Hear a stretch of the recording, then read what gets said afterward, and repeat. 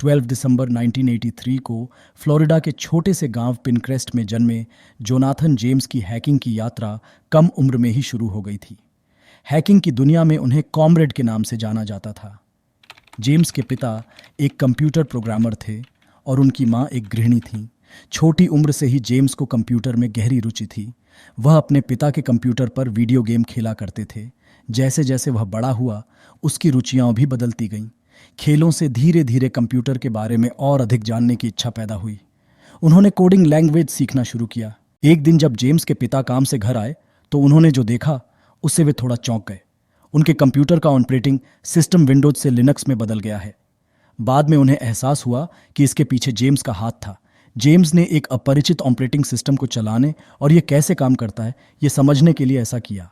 किशोरावस्था में पहुंचते ही जेम्स कंप्यूटर और प्रौद्योगिकी के प्रति जुनूनी हो गए। वह सभी चीज़ों का अधिक गहराई से अध्ययन करने लगा। वह दिन रात कंप्यूटर के सामने बिताते थे। यह देखकर उसके माता पिता घबरा गए। उन दिनों जेम्स को स्कूल में अच्छे ग्रेड मिल रहे थे, इसलिए उन्हें इस बात की चिंता सताने लगी कि कहीं इससे उनके बेटे की पढ़ाई पर असर तो नहीं पड़ेगा।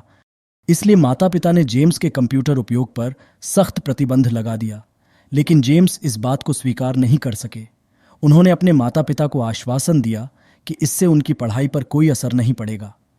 उसके माता पिता उसकी बात को टाल नहीं सके। उन्होंने यह भी वादा किया कि अगर स्कूल का ग्रेड गिरता है तो वह कंप्यूटर वापस ले लेंगे। जेम्स को पूरा यकीन था कि उसके ग्रेड नहीं गिरेंगे, क्योंकि यह जेम्स ही था जिसने अपने ग्रेड को सही करने के लिए मियामी-डेड काउंटी में शैक्षणिक संस्थानों के नेटवर्क को हैक कर लिया था। मैं राहुल हूं। नए वीडियो में आप सभी का स्वागत है।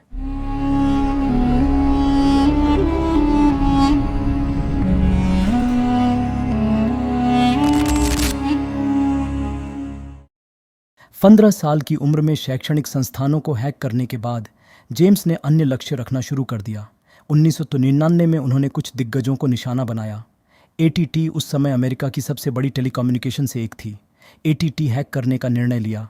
वह इसमें सफल हुए। नेटवर्क हैक कर लिया गया है, लेकिन उसने इसे कोई नुकसान नहीं पहुंचाया या इसे चुराया नहीं, क्योंकि उनका लक्ष्य इस तरह बड़े नेटवर्क पर अपने हैकिंग कौशल का परीक्षण करना था। इतने सारे नेटवर्क उसके कौशल का परीक्षण कराते रहे। इस तरह से यह है, वह अल्बामा के हंट्सविले में मार्शल स्पेस फ्लाइट सेंटर में स्थित सर्वर में प्रवेश करने और मैलवेयर इंस्टॉल करने में सक्षम था।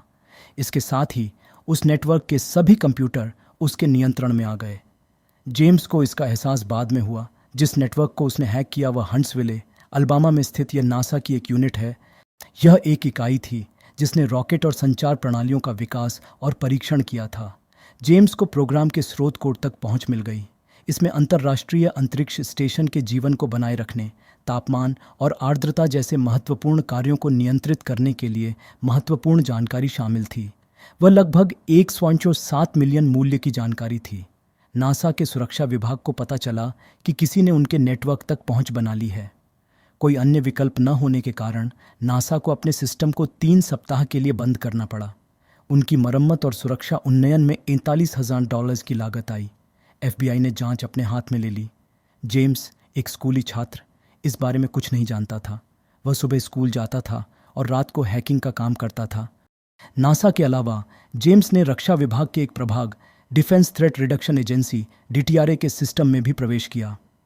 उन्होंने अन्य संवेदनशील जानकारी के साथ साथ DTRA सर्वर पर एक पिछला दरवाज़ा स्थापित किया। वह DTRA कर्मचारियों के 3000 से अधिक संदेशों, उपयोगकर्ता नाम और पासवर्ड तक पहुंच हासिल करने में कामयाब रहा। ये सैन्य अभियानों और खुफिया जानकारी से जुड़ी संवेदनशील जानकारी थी। रक्षा एजेंसी को यह पता लगाने में देर नहीं लगी कि हैकिंग के पीछे कौन था। इसके तुरंत बाद जोनाथन जेम्स को अरेस्ट करने का ऑर्डर दिया गया। 26 जनवरी 2000 को FBI ने उनके घर पर छापा मारा और पुलिस के एक समूह ने उनके घर को घेर लिया और बाद में जेम्स को गिरफ्तार कर लिया। घर से हैकिंग के लिए इस्तेमाल किए गए कंप्यूटर और लैपटॉप जब्त किए गए, लेकिन चूंकि जेम्स 18 साल से कम उम्र का था, इसलिए उसे जेल नहीं ले जाया जा सका। इसलिए उन्हें 6 महीने की नज़रबंदी की सज़ा सुनाई गई। इस अवधि के दौरान उन पर कंप्यूटर का उपयोग करने पर प्रतिबंध लगा दिया गया था। इसके बाद जेम्स से पूछताछ की गई। उसने स्वेच्छा से नासा और अमेरिकी रक्षा को हैक करने का अपराध स्वीकार कर लिया, लेकिन एक जांच से पता चला कि जेम्स ने वायरस इंस्टॉल नहीं किया, पासवर्ड डिलीट नहीं किया या फाइलें चोरी नहीं की।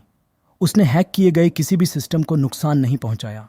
बाद में अदालत ने उन्हें सभी गलत कामों के लिए नासा और अमेरिकी रक्षा एजेंसी से लिखित माफ़ी मांगने का आदेश दिया।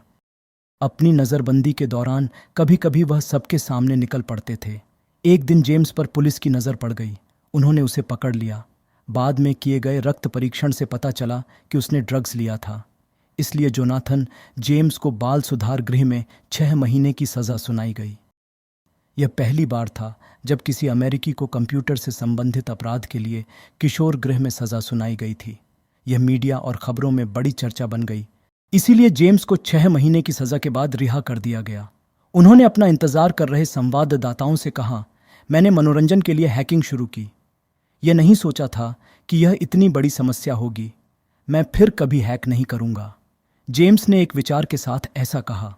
इसके बाद जेम्स अपने माता पिता के साथ सामान्य जीवन जीने लगे। वह अमेरिका में बड़े पैमाने पर साइबर चोरी का समय था। साइबर अपराधियों ने सैकड़ों हजारों लोगों के क्रेडिट कार्ड की जानकारी चुरा ली है और इसका अवैध रूप से उपयोग किया है। इससे फर्मों के ग्राहकों और कंपनी को भारी नुकसान हुआ। इसलिए उन्हें पकड़ने के लिए एक गुप्त जांच दल नियुक्त किया जाता है। उन्हें एहसास हुआ कि इसके पीछे कोई बड़ा साइबर गिरोह है। उन्होंने पाया कि इसके पीछे अल्बर्ट गोंजालेज नामक हैकर के नेतृत्व वाला एक समूह था। जेम्स के कुछ मित्र और सहकर्मी इस समूह के सदस्य थे। जेम्स के साथ उनके संबंधों ने जांच अधिकारियों का ध्यान खींचा। उनमें से अधिकांश को गिरफ्तार कर लिया गया, लेकिन उन्हें एहसास हुआ कि इसके पीछे एक अज्ञात हैकर था जिसका वे पता नहीं लगा सके। हैकर ने जेजे नाम का इस्तेमाल किया। इससे जांच अधिकारियों को संदेह हुआ। उन्हें संदेह है कि क्या जेजे का मतलब जोनाथन जेम्स है। जनवरी 2008 में इसकी पुष्टि करने के लिए उन्होंने जेम्स के घर पर फिर से छापा मारा, लेकिन उन्हें जेम्स के घर में कुछ भी संदिग्ध नहीं मिला। वे उससे पूछताछ करने लगे। उसने जांच अधिकारियों को बताया कि वह चोरी में शामिल नहीं था और घटना में निर्दोष था, लेकिन वे उससे बार बार पूछताछ करते रहे। पुलिस को इसके बारे में बाद में पता चला। जेजे का पूरा नाम जिम जोन्स था, लेकिन पिछली छापेमारी वगैरह से उनकी निजी जिंदगी पर अच्छा असर पड़ा है। वह अवसाद की स्थिति से गुजरे। उनका मूड खराब हो गया। वह उन अपराधों के लिए दंडित होने से भी डरता था जो उसने नहीं किए थे। जोनाथन जेम्स ने 18 मई 2008 को 24 वर्ष की आयु में आत्महत्या कर ली। उसके सिर पर खुद को मारी गई गोली लगी हुई पाई गई। जेम्स के शव के बगल में एक सुसाइड नोट मिला। अपने सुसाइड नोट में उन्होंने कहा कि न्याय व्यवस्था उनके खिलाफ है और उनका न्याय पर से भरोसा उठ गया है। जोनाथन जेम्स के करियर ने उन्हें साइबर समुदाय के इतिहास में एक महत्वपूर्ण व्यक्ति बना दिया है, जिन्होंने हैकिंग में अपनी सीमाएं जानने के लिए कम उम्र में ही नासा को भी हैक कर लिया था।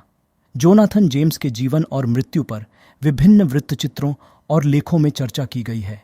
एक और अच्छे वीडियो के साथ फिर मिलेंगे। यदि आप इस चैनल को पहली बार देख रहे हैं तो कृपया इस तरह के और वीडियो पाने के लिए चैनल को सब्सक्राइब करें। यदि आपको यह पसंद आया तो इसे दूसरों के साथ शेयर करें